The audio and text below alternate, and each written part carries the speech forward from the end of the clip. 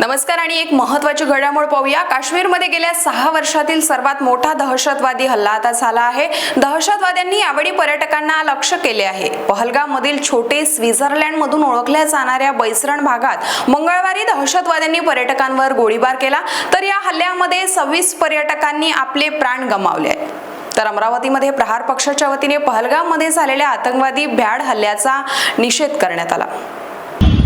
2 दिवस आधी पहलगाममध्ये जो दहशतवादी हल्ला झाला, त्या दहशतवादी हल्ल्यामध्ये जे निष्पाप जे पर्यटक होते या देशातले, त्या देशातले 27 ते 28 असे नागरिक हे मृत्युमुखी पडले आहे। त्यासाठी आज आम्ही प्रहार जनशक्ती पक्षाने जाहीर निषेध, त्या दहशतवादी हल्ल्याचा जाहीर निषेध केला आणि एक मौन ठेवून भावपूर्ण श्रद्धांजली प्रहार परिवारातर्फे आम्ही वाहिली।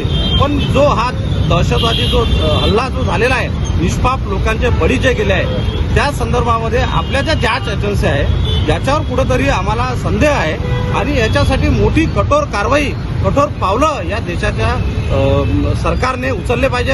आमच्या सरकारच्या भूमिकेवरही हे आहे, संशय आहे, कारण की तिथं 2000 जेव्हा पर्यटक होते, तिथं एकही कोणता अधिकारी, सैन्य कोणतेही तिथं त्यांच्या सुरक्षेसाठी नव्हतं। हा एक देशाच्या सुरक्षेवर मोठा प्रश्नचिन्ह आहे आणि याची सखोल चौकशी ही झाली पाहिजे।